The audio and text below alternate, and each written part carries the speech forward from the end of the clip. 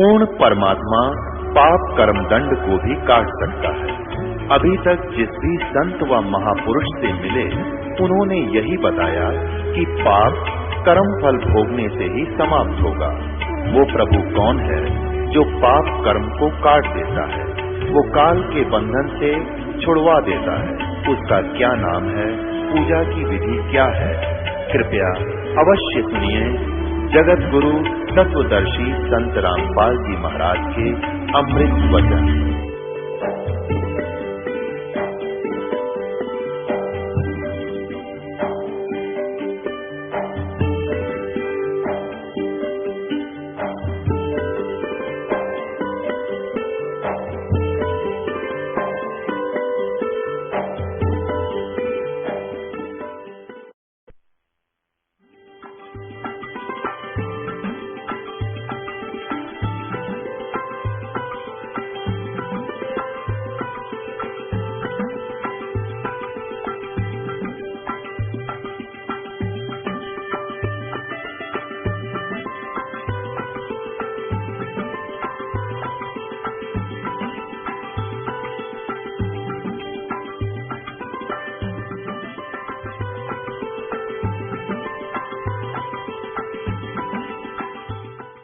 प्रश्न नंबर 10 पे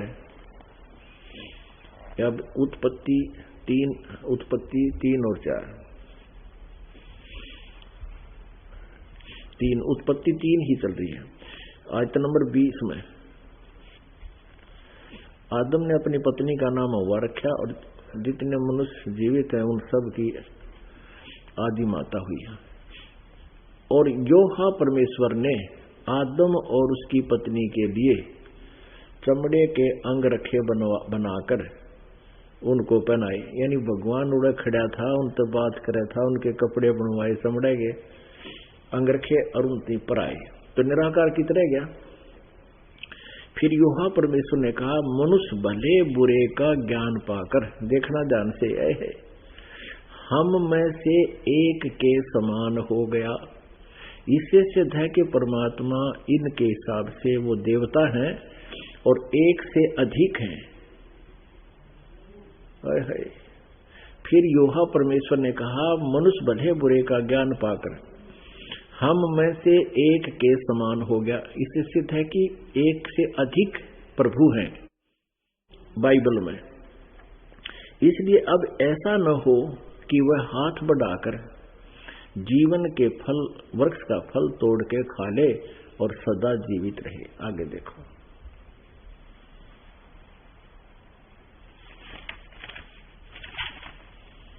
अब देखना एक से अधिक।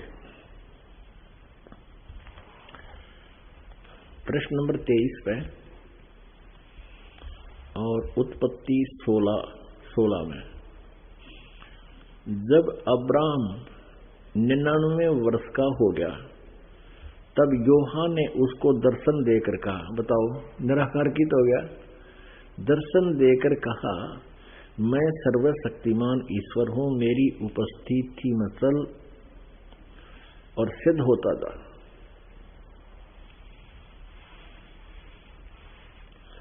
मैं तेरे साथ वाचा बंधूंगा और तेरे वंश को अत्यंत ही बढ़ाऊंगा।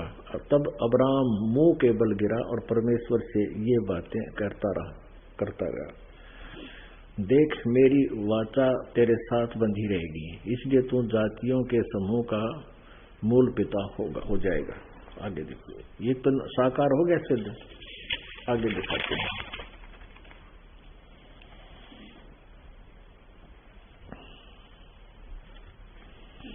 ये देखिए 24 पृष्ठ पे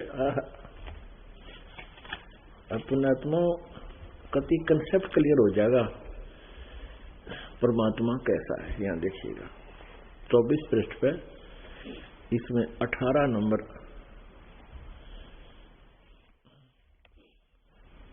3 अतिथि 18वें अध्याय में, और इसके 1 नंबर में अब्राहम ममरे के बांज वृक्षों के बीच कड़ी धूप के समय तंबू के द्वार पर बैठा हुआ था। तब योहा ने उसे दर्शन दिए। योहा परमेश्वर ने, जैसे योहा करने लगे पहला परमेश्वर, योहा कहो तो परमेश्वर इनके हिसाब से, गॉड कहो तो योहा कहो, उसे दर्शन दिया। तब योहा ने उसे दर्शन दिया, यानी भगवान दिखा। उसने आंख उठाकर दृष्टि की तो क्या देखा कि 3 पुरुष उसके सामने खड़े हैं, यानी ये 3 ब्रह्मा विष्णु महेश, ये तीनों हैं। जब उसने उन्हें देखा तब वह उनसे भेंट करने के लिए तंबू के द्वार से दौड़ा और भूमि पर गिरकर दंडवत की और कहने लगा, हे प्रभु, यदि मुझ पर तेरी अनुग्रह की दृष्टि है तो मैं विनती करता हूं, अपने दास के पास से चले न जाना।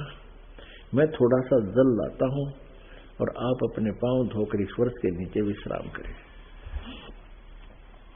फिर मैं एक टुकड़ा रोटी ले आऊं और उससे आप अपने जीव को तृप्त करें, तब उसके पश्चात आगे बढ़े, क्योंकि आप अपने दास के पास इसीलिए पधारे हैं। उन्होंने कहा, जैसा तू कहता वैसा ही कर। अपने आत्माओं,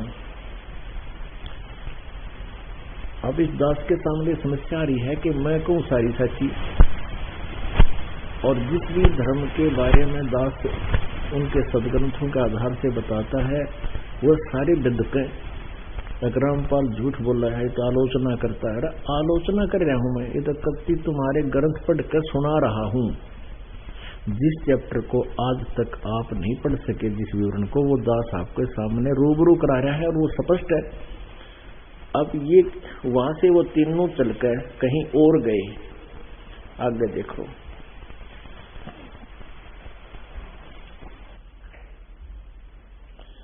अब 25 पे 24 पे हमने पढ़ लिया यहां तक।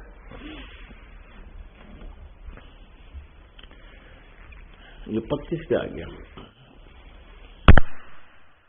इसके 18 की 16वीं आयत। फिर वे पुरुष वहां से चले और सदोम की ओर दृष्टि की और अब्राहम उन्हें विदा करने के लिए उनके संग चला।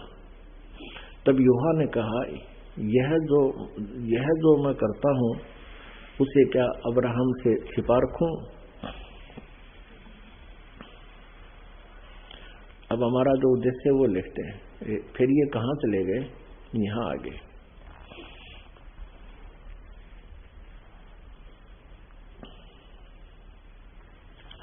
ये कहां? यहां आगे। ये देखिएगा, ये वही 25 पृष्ठ है, हम पढ़ते आ रहे हैं।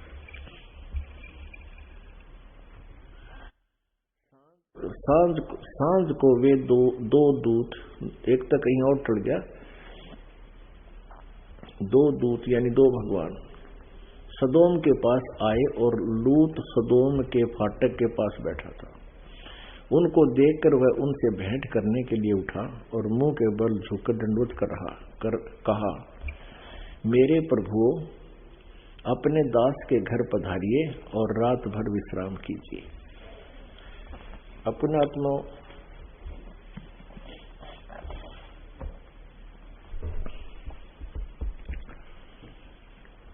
अब इसमें कोई और कसर रहेगी? ये सिद्ध होने में कि भगवान नर आकार है, मनुष्य सदृश है। जितने भी देवता हैं ये सब साकार हैं और तीनों देवता ब्रह्मा विष्णु महेश ही सबके कंट्रोलर हैं। अब पवित्र बाइबल में, अभी आपने पवित्र बाइबल में पढ़ा कि परमात्मा मनुष्य दृश्य है। उसने 6 दिन में सृष्टि रची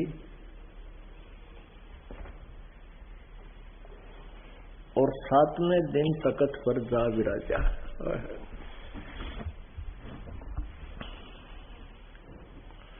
7वें दिन तख्त पर जा बैठा। तो जो तख्त पर विश्राम किया वो तो क्लियर है, परमात्मा साकार है, बात कर रहा है, वाटिका में टहल रहा है, तो फिर निराकार कितने गए? अब देखना, पवित्र कुरान शरीफ, ये दोनों सदग्रंथ रल मिलकर ये सिद्ध करेंगे कि परमात्मा साकार है, नर आकार है और उसका नाम कबीर है। ये पवित्र कुरान शरीफ शेरवानी संस्करण।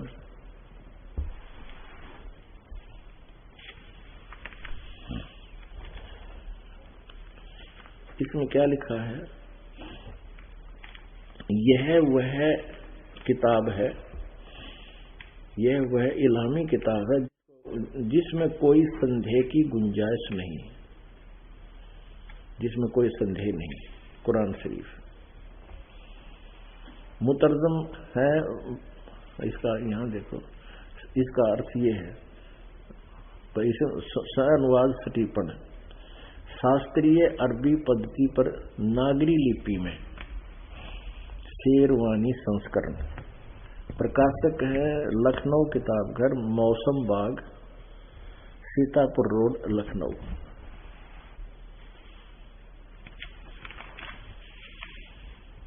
और कहां से ये छपी है? मुद्रक है Lucknow publishing house, 37 cantonment road, Lucknow. अब देखो इसके पृष्ठ नंबर 604 से प्रारंभ करेंगे। सूरत फुरकानी 604 पृष्ठ पे सूरत फुरकानी है ये। सूरत ये कुरान शरीफ है और सूरत फुरकानी 25। इसमें हम नीचे ये है इसका अरबी भाषा में और उर्दू में लिखी है। अरबी भाषा लिखी उर्दू में है, ये भाषा अरबी है और लिखेगी उर्दू में। जैसे ये हिंदी में लिख दी नागरी लिपि में, इनकाद, जोलियरवान, अन, अलीतान, इस तरह के ये सारे जो लिख रखे हैं ये है उर्दू भाषा और लिख यही रखे। यहाँ देखो तो यहाँ इसमें 52वीं आयत देखते हैं, यहाँ से प्रारंभ होती है, 51वीं समाप्त हुई। इसमें लिखा फला तुतियल, ये अरबी भाषा है। फला तुतियल काफिरन व जाहिदुम, इसमें लिपि केवल देवनागरी है। बीही जिहादन कबीरन, इसको कबीरन कहो, कबीरा कहो। अब इसको इस कंसेप्ट को भी क्लियर करना पड़ेगा। अब आपको कुरान मजीद ये भाषा यानी लिखने में,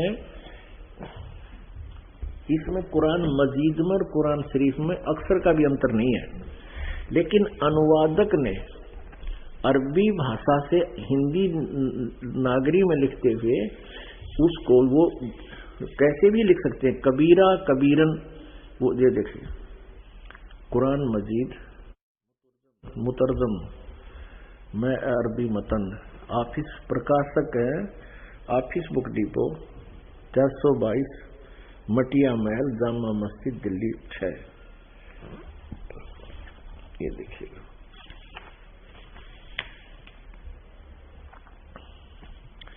मुतरजमा है मौलाना फतेह मोहम्मद खान साहिब जालंधरी का, तसीही मौलाना अब्दुल मजीद सरवर साहिब, प्रकाशक वो है Farid book depot private limited, नई दिल्ली, यहाँ से ये प्रकाशक है।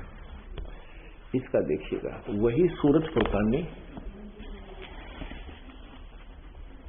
कुरान मजीद 576 पृष्ठ पे, कुरान मजीद सूरत फुरकानी 25। हम लास्ट में आते हैं 52वीं आयत, एज इट इज, स्थान का भी अंतर नहीं है इनमें। फला तुतियल काफिरन व जाहिदुम बिही जिहादन कबीरा, इसको कबीरन कहो, कबीरा कहो, खबीरा कहो, खबीरन कहो, ये एक ही शब्द के पर्यायवाची है। जैसे यहाँ आयत नंबर 58 में खबीरा लिख दिया, इवादही खबीरा। इवादही माने इबादत के योग्य, इबादत माने पूजा, पूजा के योग्य खबीरा, कबीरा, कबीर। और 59 में भी लिखा है फस अल बीही अरहमानु, रहमान, फसल बीही खबीरा। खबीरा कहो, खबीरन कहो, कबीरा कहो, इसमें कोई अंतर नहीं। अब हम फिर कुरान शरीफ को ही आगे लेकर चलते हैं।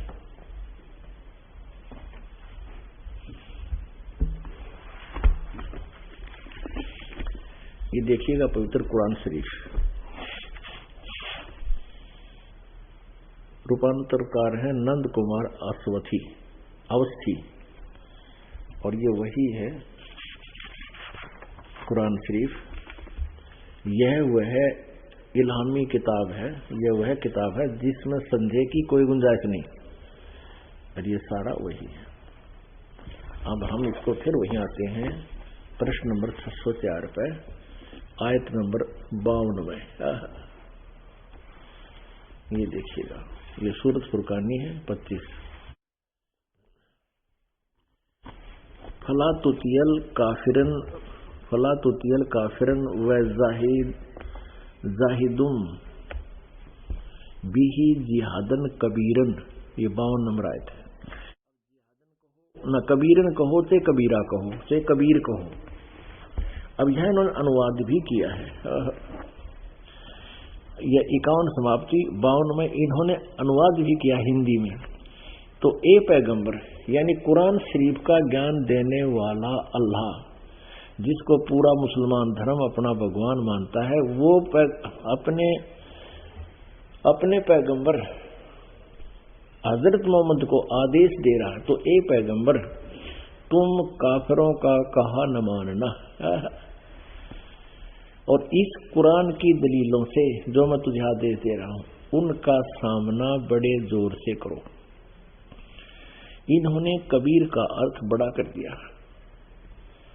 और ये यहां लिखना था कि ये जो काफिर लोग हैं वो कबीर को भगवान नहीं मानते, और तू उनकी बातों में न आना, मेरे द्वारा दिए गए निर्देश पर कायम रहना, और उस कबीर के लिए संघर्ष करना। वो भगवान है और वो काफिर उसने भगवान मानते को ना, इसका सीधा सा अर्थ है। तो ए पैगंबर तू काफिरों का कहा न मानना, और इस कुरान की दलीलों से जो मैं तुझे संदेश दे रहा हूं से उनका यानी उस परमात्मा कबीर के लिए उनका संघर्ष, उनके साथ संघर्ष करना, सामना करना, जोर से संघर्ष करना। अब आयत नंबर हम 53 देखते हैं। 52 हमने पढ़ ली, और ये बताया कि वो कबीर वही परमात्मा है, और वही है जिसने 2 दरियाओं को मिला चलाया, जिसने सारी सृष्टि रची। अर्थ ये है ना कहने का, चलाया। एक का पानी मीठा प्यास बुझाने वाला, और एक खारी कड़वा, और दोनों के में एक आड़ और मजबूत रोक बना दी। यानी नीचे भगवान पृथ्वी में कुछ मीठा और खारा पानी है, दोनों में अलग अलग है। और वही है जिसने पानी की बूंद से आदमी को पैदा किया, फिर उसको साहिबे नसब यानी किसी का बेटा या बेटी, और ससुराल वाला यानी किसी का दामाद बहू बनाया। और तुम्हारा परवरदिगार यानी कुरान शरीफ का ज्ञानदाता किसी अन्य परवरदिगार की तरफ संदेश कर रहा है, हजरत मोहम्मद को बता रहा है। और तुम्हारा परवरदिगार हर चीज करने पर शक्तिमान है। और काफिर अल्लाह के सिवाय ऐसों को पूजते हैं जो न उनको नफा पहुंचा सकते हैं और न उनको नुकसान है, यानी ना वो घटा सकते कर्म को ना बढ़ा सकते, देवताओं को पूजते हैं। और काफिर तो अपने परवरदिगार से पीठ दिए हुए हैं, मुंह मोड़े हैं। अब 56 समाप्त हो जाता है। तो ए पैगंबर है, हमने तुमको खुशखबरी सुनाने और सिर्फ अजाब से डराने के लिए भेजा है।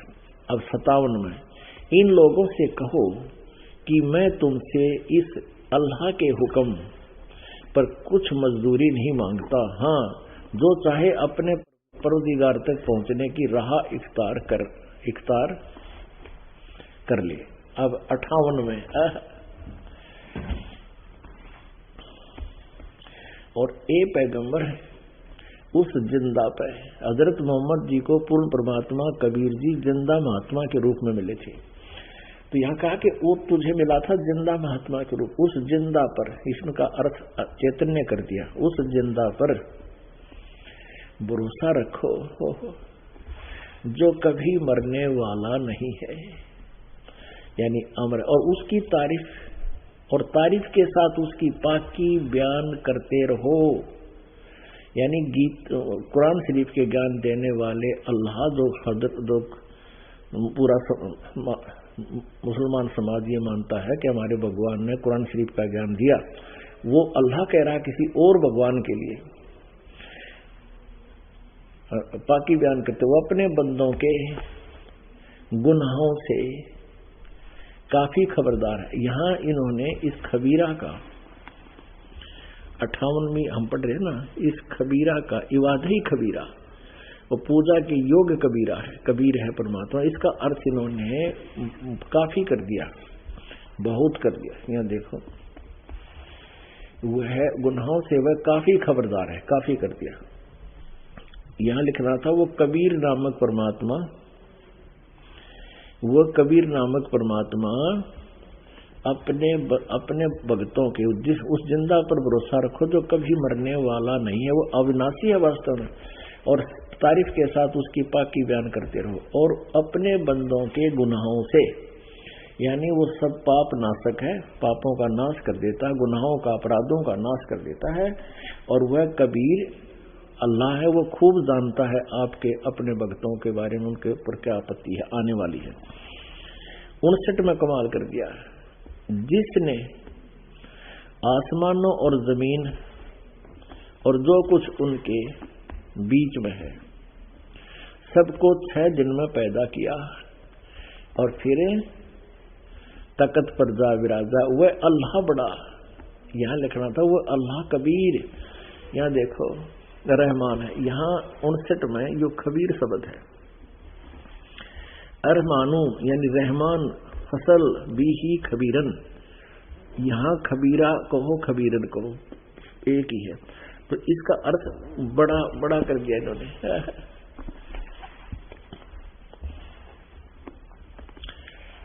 59 नंबर आयत में सूरत फुरकानी 25 में, जिसने आसमान और जमीन और जो कुछ उनके बीच में है सबको 6 दिन में पैदा किया, और फिर तकत पर जा विराजा, 6 दिन में सृष्टि रच के 7वें दिन यू अल्लाह बड़ा, यानी कबीर अल्लाह तो पूर्ण परमात्मा तो तकत पर जा बैठा, जा विराजा, वह अल्लाह बड़ा, वह अल्लाह कबीर, अल्लाह कबीर रहमान है, दयालु है। तो उसकी खबर, यानी कुरान शरीफ के ज्ञान देने वाला अल्लाह भी उस पूर्ण परमात्मा से बाखबर नहीं है, उसके बारे में जानकार नहीं है, तो उसकी खबर, इसलिए हजरत मोहम्मद से कह रहा है कि उस पूर्ण परमात्मा की खबर जिसने सृष्टि रची, तख्त पर जा बैठा, किसी बाखबर इल्म वाले से पूछ देखो, बाखबर से यानी तत्वदर्शी संत से पूछ देखो, मैं नहीं जानता। फिर पढ़िए, जिसने आसमानों और जमीन और उस कुछ जो कुछ उनके बीच में है सबको 6 दिन में पैदा किया, फिर तकत पर जा विराजा, वह अल्लाह बड़ा, वह अल्लाह कबीर रहमान है। तो उसकी खबर किसी बाखबर से पूछ देखो, ये 59 आयत खत्म होगी। पुण्यात्माओं, इतने प्रमाण है हमारे सदग्रंथों में, अब इससे सिद्ध हो गया कि दोनों पवित्र सदग्रंथों ने रल मिलकर ये सिद्ध कर दिया कि परमात्मा मनुष्य जैसे शरीर युक्त है, मनुष्य जैसा साकार है, और उसका नाम कबीर है, उसका नाम कबीर है। यही पवित्र वेद प्रमाणित करते हैं कि वो परमात्मा कबीर देव है। हम उसको वो कबीर देव लिखते हैं, वेदों वालों में कबीर देव कबीर लिखा है, कबीर, हम उसको कबीर देव कहने लगे। कबीर साहब कहने लगे। अब परमात्मा कबीर जी क्या बताते हैं,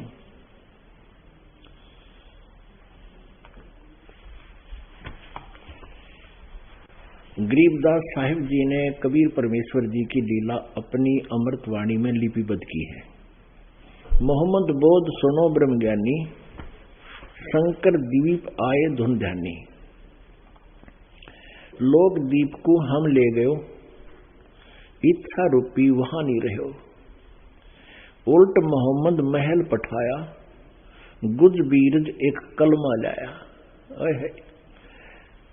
रोजा बंग नमाज देई रे, बिस्मल की नहीं बात कही रे। चार यार मिल मसलत भीनी, गऊ पकड़कर बिस्मल कीनी।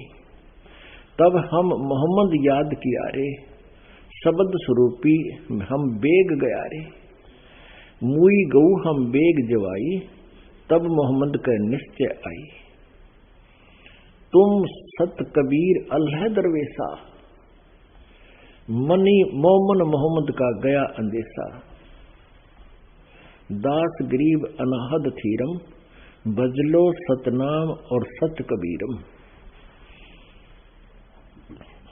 अब यहां गरीबदास साहिब जी ने स्पष्ट किया है कि कबीर परमेश्वर हजरत मोहम्मद जी को मिले और उनको अपने सतलोक में लेकर गए। लोकदीप यहाँ एक ब्रह्मांड के अंदर एक राजदूत भवन है, जैसा प्रत्येक देश में प्रत्येक देश का होता है। यहाँ इस ब्रह्मांड में परमात्मा का एक अलग ठिकाना है। उसको ना ब्रह्मा जानता, ना विष्णु, ना शिव, और काल भी वहां नहीं पहुंच पाता। तो वहां परमात्मा कहते हैं हम मोहम्मद को वहां ले गए और इच्छा रूपी वहां नहीं रहे हो, क्योंकि हजरत मोहम्मद जी के यहाँ पर लाखों अनुयायी हो गए थे, लेकिन वहां वो अपनी सभी इच्छा से रहा नहीं। जब तक इच्छा वहां रहने की होगी नहीं तो परमात्मा रख नहीं सकते।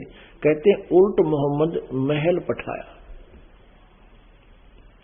उल्टा इस शरीर के अंदर उसको भेज दिया, उसकी आत्मा को लेकर गए थे। और कहते हैं उल्ट मोहम्मद महल पठाया, गुज बीरज एक कलमा लाया। रोजा बंग नमाज दई रे, बिस्मल की नहीं बात कही रे। हजरत मोहम्मद जी ने आप जी को गऊ या कोई भी पशु बिस्मल करने के लिए नहीं कहा। उसने केवल रोजा रखने के लिए और बंग और नमाज, मस्जिद में ऊपर चढ़कर आवाज लगाने को और केवल नमाज करने को ही कहा था, किसी गऊ को मारने के लिए नहीं कहा था। क्या था, एक बार क्या हुआ कि हजरत मोहम्मद जी जब परमात्मा से मिलकर वापस उनको ले गए थे ये परमात्मा कबीर जी, तो कुछ समय मालिक के साथ रहने से कुछ सिद्धियां आ जाती हैं। वो परमात्मा इतना सिद्धि संपन्न है, जैसे चुंबक के साथ लोहे का टुकड़ा भी कुछ समय रखा रहे तो अस्थायी चुंबक बन जाता है। ऐसी सिद्धि हजरत मोहम्मद में आ गई। हजरत मोहम्मद जी एक दिन बैठे थे और उन्होंने किसी के बकरे को मार दिया अपनी सिद्धि से, और बकरा मर गया। अब वो व्यक्ति रोने लगा कि स्वामी जी मेरे पास थे, गरीब के पास एक दो बकरे हैं और ये मर गया, मेरा क्या होगा। तो उसने सिद्धि से उसको, और भी बहुत कुछ व्यक्ति वहां थे, चरवाहा, भेड़ बकरियां ज्यादा पालते हैं वो लोग, तो उस हजरत मोहम्मद जी ने उसको जीवित होने का आदेश दे दिया, वो जीवित हो गया। तो उस व्यक्ति की खुशी का ठिकाना नहीं रहा, और जितने भी मुसलमान उसके अनुयायी वहां खड़े थे 10-20, उनकी भी आश्चर्य की सीमा नहीं रही। सब जगह नगर नगर में डंडोरा पीट दिया कि हमारे हजरत मोहम्मद जी नबी हैं और इन्होंने बकरे को जीवित कर दिया मार के। अब इस बात का तो दूसरे लोगों ने विरोध किया कि झूठ बोलते हो, ये हो ही नहीं सकता, अगर ऐसा कर देगा तो हम इसको मान लेंगे। तो इस बात का विरोध होते देखकर चार व्यक्ति मिलकर हजरत मोहम्मद जी से प्रार्थना की। तो हजरत मोहम्मद जी ने कह दिया कि कहने लगे जी ऐसे ऐसे वो लोग कह रहे हैं कि आपका पीर कुछ नहीं कर सकता, ये पैगंबर तुम झूठ बोलते हो, उन्होंने बकरा मारकर जीवित नहीं किया, हमारे को झूठा बताते। तो हजरत मोहम्मद जी ने कहा कि भी ठीक है, उनको बुला लो, हम एक गाय को मारकर जीवित करेंगे। कुछ उन लोगों ने भी आंट अड़ा दी कि ले तुम इस गाय को जीवित करवा दो, हम मान लेंगे। तो वो दिन निश्चित हुआ, वो गाय वहां पर खड़ी कर दी गई और बहुत से दर्शक इकट्ठे हो गए। हजरत मोहम्मद जी ने अपने वचन से गाय को मार दिया, लेकिन वो जीवित ना हुई, क्योंकि वो बैटरी डिस्चार्ज होगी। तब परमात्मा को याद किया, कहते हैं तब हम मोहम्मद याद किया कि अरे शब्द स्वरूपी हम बेग गया रे, मुई गऊ हम तत्काल जिवाई, तब मोहम्मद का निश्चय आई। तुम कबीर अल्लाह दरवेशा और मोहम्मद का गया अंदेशा, यानी वो भ्रम गया और फिर कहा कि सचमुच आप तो परमात्मा हैं।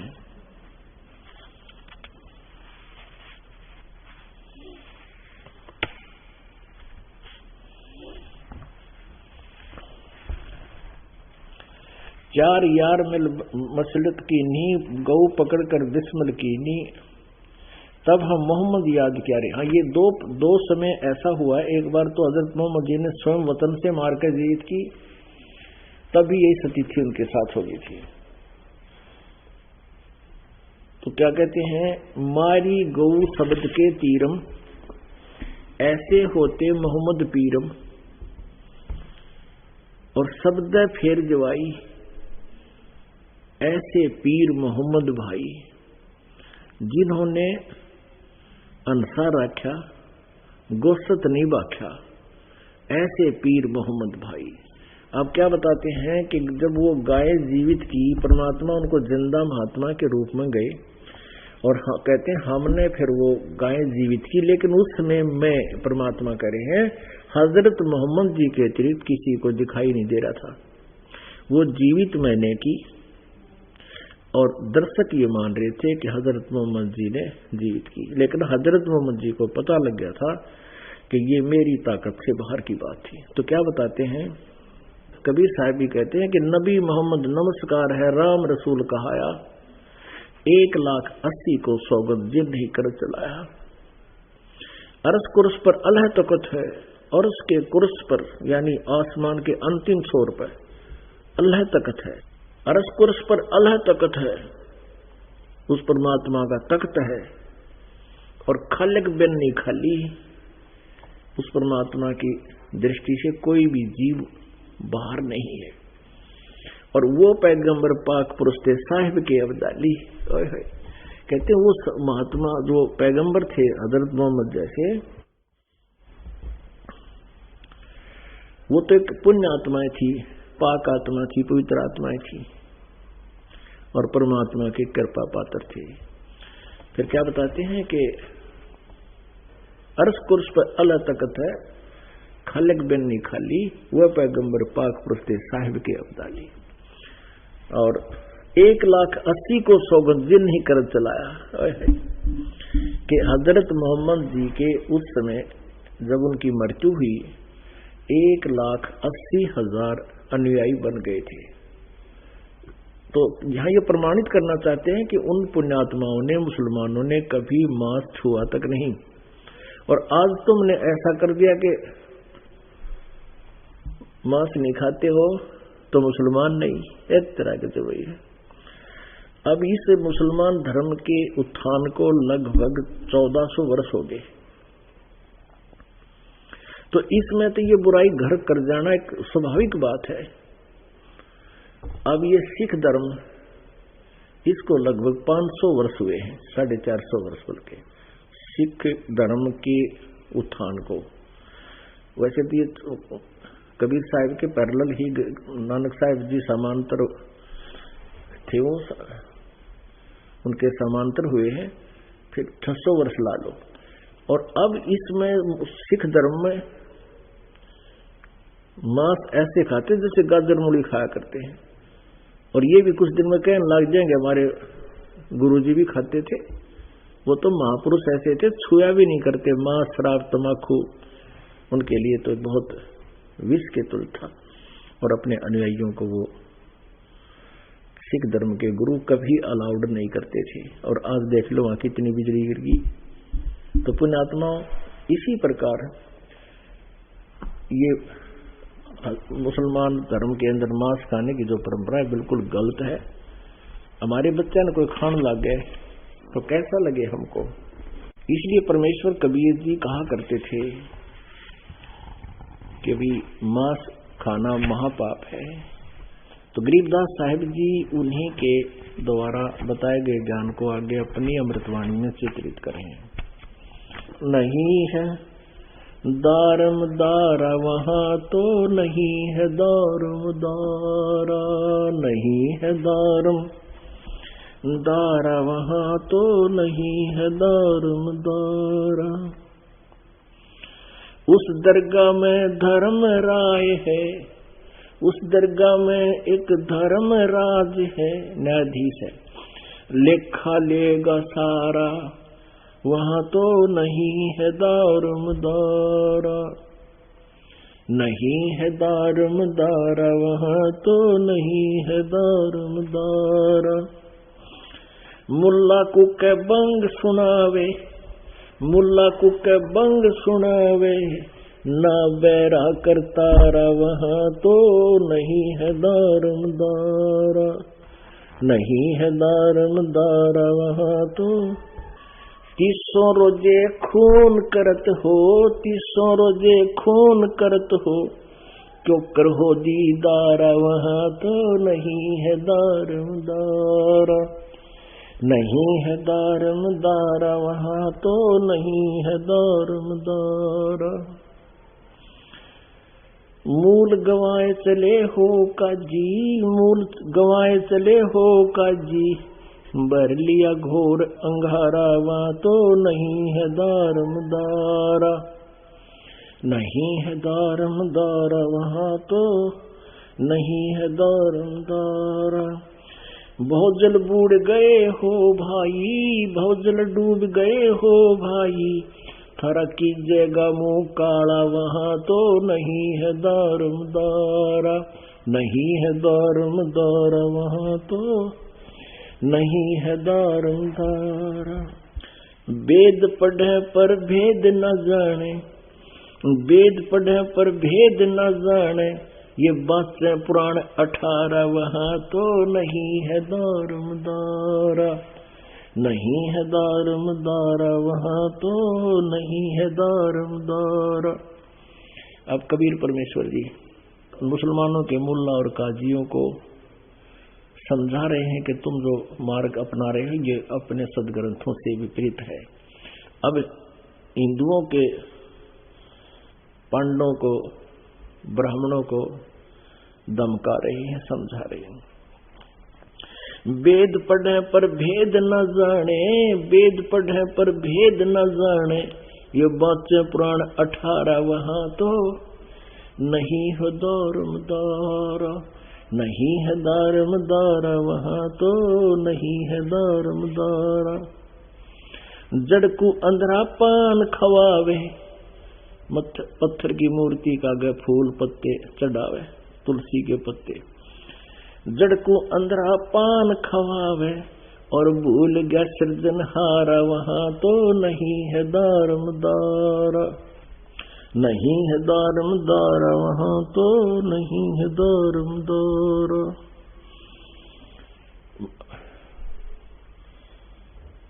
उजड़ खेड़े बहुत बसाए, उजड़ खेड़े बहुत बसाए, वहां बकरा झोटा मारा, वहां तो नहीं है दारम दारा, नहीं है दारमदारा वहाँ तो नहीं है दारमदारा। जाको तो तुम मुक्ति कहते हो, जाको तो तुम मुक्ति कहते हो, सो है कच्चे बारा वहाँ तो नहीं है दारमदारा। मांस मछलियाँ खाते पांडे, मांस मछलियाँ खाते पांडे, किस विदर है अचारा वहाँ तो नहीं है दारमदारा। नहीं है दारमदारा वहाँ तो नहीं है दारमदारा। सौ जजमान नरक में चले, सौ जजमान नरक में चले, डूबे सौ परिवार वहाँ तो नहीं है दारमदारा। नहीं है दारमदारा वहाँ तो नहीं है दारमदारा। छाती तोड़े हनजम किंकरे, छाती तोड़े हनजम किंकर, वहाँ लग गए जम कालारा वहाँ तो नहीं है दारमदारा। नहीं है दारमदारा वहाँ तो नहीं है दारमदारा। दास गरीब कहे बेपाजी, दास गरीब कहे बेकाजी, ना कहीं वार न पारा वहाँ तो नहीं है दारमदारा। अब परमात्मा कबीर परमेश्वर जी समझाया करते थे, बताया करते थे, वही चित्रण as it is Garibdas ji ने अपनी लैंग्वेज में वाणी में लिखा है। हिंदुओं को कहा करते थे कि तुम वेदों को पढ़ते हो, लेकिन वेदों में ऐसा कहीं भी वर्णन नहीं है, ऐसा कहीं पर भी वर्णन नहीं है कि तुम जिस साधना को आप बताते हो, कहते हैं जड़ की मूर्ति बना ली, उसकी पूजा करने लगे, भगवान भूल गए। और उस परमात्मा के दरबार में यानी धर्मराज के दरबार में जब तुम जाओगे, वहां पर न्यायाधीश बैठा है धर्मराज। यहाँ के न्यायाधीश को भी धर्मराज कहते हैं, जो काल का न्यायाधीश है। तो वो कहता तुम्हारा सारा झाड़ा लेगा, काउंट लेगा, और वहां पर कोई, यहाँ तुम अपने मनमुखी जो साधनाएं कर रहे हो, इनसे वहां कोई छुटकारा आपका नहीं होगा। इसलिए सत साधना कीजिए और अपना, नहीं तो कहते हैं छाती तोड़े अनजम किंकरे, यम के दूत तुम्हें घेर कर वहां बुरी तरह कूटेंगे और लग गए जम काला रहा। वहां कहते इतना बुरी तरह पिटाई करते हैं यम के दूत, कहीं पर पिटो कहीं लगो, क्योंकि सूक्ष्म शरीर में प्राणी मरता नहीं उनकी मार से, लेकिन दर्द बहुत होता है, पीड़ा बहुत होती है। अपने आत्मा, अब दो सदग्रंथों ने मिलकर परमात्मा को निराकार सिद्ध कर दिया। अब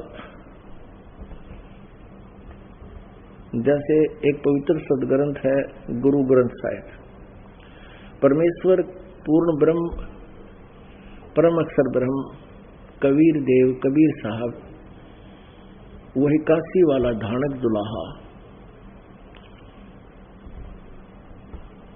नानक साहिब जी को, क्योंकि आदरणीय नानक साहिब जी पहले हिंदू धर्म में जन्मे थे वो, और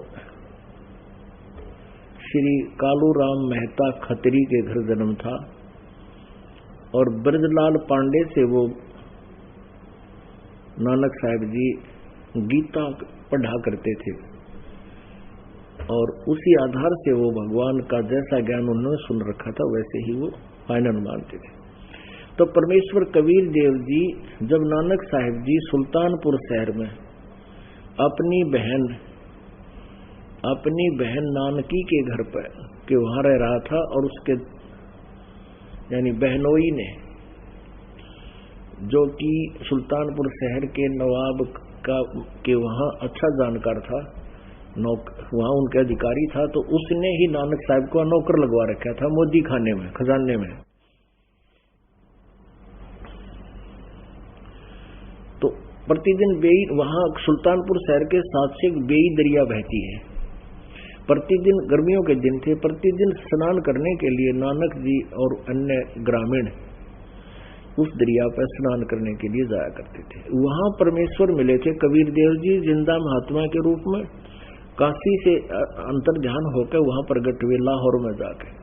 अब पाकिस्तान में पहले हिंदुस्तान ही था सारा, वहां सुल्तानपुर में जाके प्रगट हुए और वहां एक जिंदा महात्मा के रूप में उनसे वार्ता की बैठ करके। बहुत से भक्त वहां स्नान करने गए थे, वो बैठ के सुनते रहे।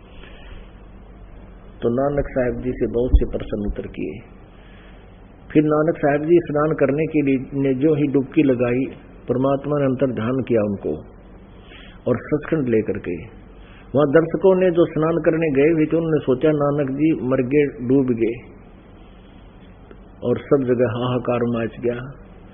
गोताखोरों ने जाल डलवा दी, नवाब ने भी वहां सब नौकर भेज दिए, गोताखोर बुला लिए, जाल। अब वो ढूंढे डाउन स्ट्रीम में और भगवान ले गए अप स्ट्रीम में, ऊपर के जिधर से पानी आ रहा था। बहुत दूर दूर तक खोज करने के बाद सबने कह दिया कि वो तो मर गए, डूब गए दरिया में। और नानक साहब को परमात्मा सचखंड लेकर गए, तीसरे दिन वापस छोड़ दिया। तीसरे दिन नानक जी को उसी बेई नदी के किनारे पर सुबह सुबह देखकर सबकी खुशी का ठिकाना नहीं रहा।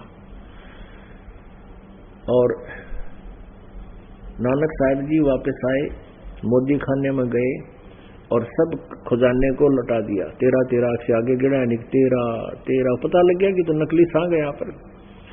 तो खजाना खाली करके जा बैठे एक जिंदा महात्मा का रूप बनाकर शमशान घाट में। बैराग हो गया उनको।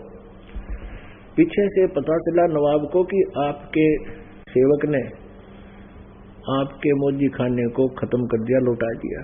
तो सारा अकाउंट किया गया और जयराम नाम था उनके, जयराम जी नाम था उनके बेनोई का, नानक जी के बेनोई का। उसको बुला लिया कि तेरी मार्फत हमने उसको रखा था, कुछ भी घटा तो आपसे लूंगा।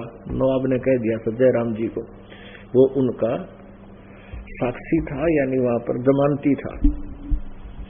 जब सारा अकाउंट किया गया तो नानक साहिब जी के 760 रुपये और नवाब की तरफ अधिक निकले। और उस समय के 760 आज तो 7,60,000 है, ये समझ लो, 600 वर्ष पहले। तो नवाब ने संदेशा भिजवाया, उनको बुलवाया कि आप अपने 760 रुपये ले लीजिए और फिर से नौकरी पर आ जाइए। तो नानक साहब ने कहा कि अब तो हम उस सच्ची सरकार की नौकरी करेंगे, यहाँ की सरकार की नौकरी हम नहीं करेंगे। तो उसने पूछा कि कौन सच्ची सरकार के ऊपर सतपुरुष अकाल पुरुष उस परमात्मा की नौकरी करेंगे। उसका आदेश हो गया। उसका आदेश कब हुआ आपको कि वो मुझे बेई नदी के में डूबने का बहाना करके सचखंड लेकर गया था और उसकी खोज करूंगा, वो पृथ्वी पर भी आया हुआ है। तो पहली उदासी में नानक साहिब जी बनारस पहुंचे, काशी में, क्योंकि वार्ता के दौरान परमेश्वर ने कहा था और ऊपर सचखंड में भी कहा था कि मैं काशी में बनारस में दुल्हाई दानक का काम करता हूं और वहां आ जाना तुझे सतनाम दूंगा।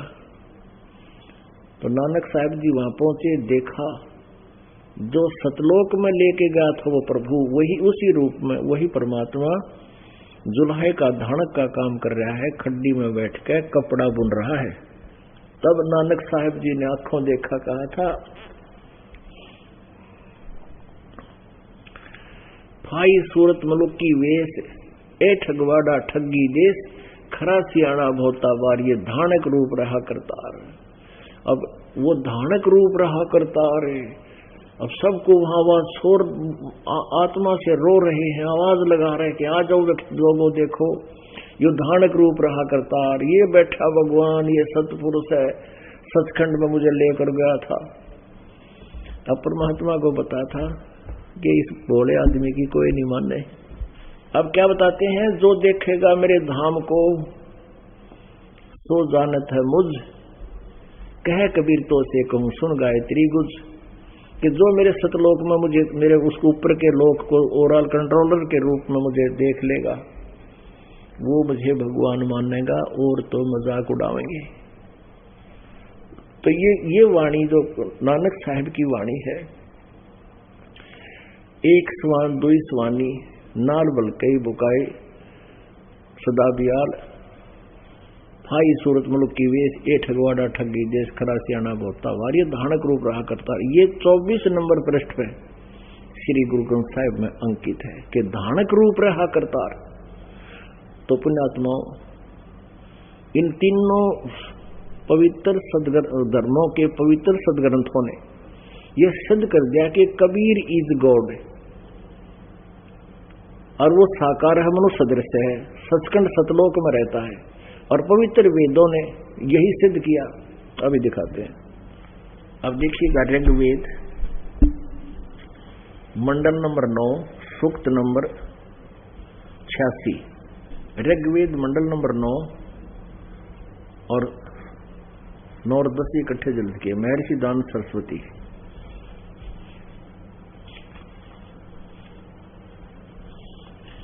प्रकाशक है सार्वदेशिक आर्य प्रतिनिधि सभा,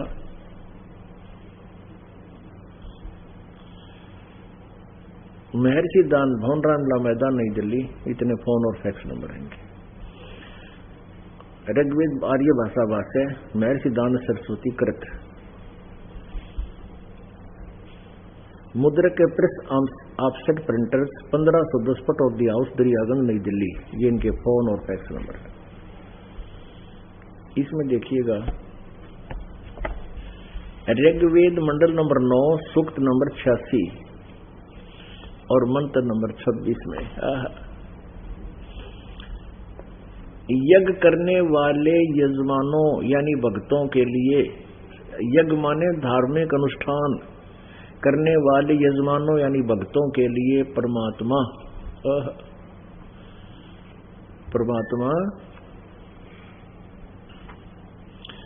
सब रास्तों को सुगम करता हुआ, उनके विघ्नों का मर्दन करता है और उनको पवित्र करता हुआ और अपने रूप को सरल करता हुआ। क्योंकि परमात्मा का सतलोक में इतना तेज है, एक रोमकूप में करोड़ सूर्य मिला दे, करोड़ चंद्रमा, जिसको हम चरम दृष्टि से देख नहीं सकते। इसलिए परमात्मा अपने रूप को, रूप स्पष्ट लिखा है, अनुवादकर्ता ने भी लिखा है, सरल करता हुआ, यानी अलका तेज पुंज का शरीर बनाकर वह कांति में परमात्मा। ये कवि लिख दिया, कवि यहाँ ये कबीर देव लिखना चाहिए, यहाँ कबीर देव लिखना चाहिए। वो कबीर देव विद्युत के समान क्रीड़ा करता हुआ वर्णीय पुरुष को प्राप्त होता है, श्रेष्ठ आत्मा को मिलता है, अच्छी आत्मा को मिलता है। आगे देखो 27 और कमाल कर दिया। जो तेज पुंज परमात्मा को, या जो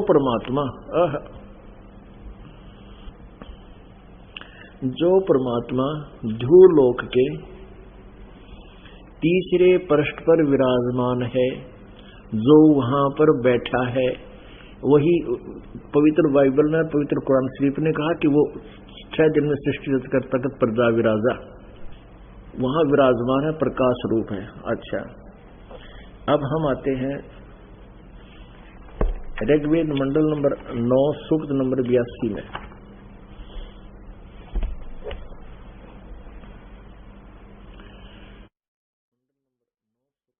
मंडल नंबर 9 सूक्त 82 के यहां आ जाइए, मंत्र नंबर 1 पे।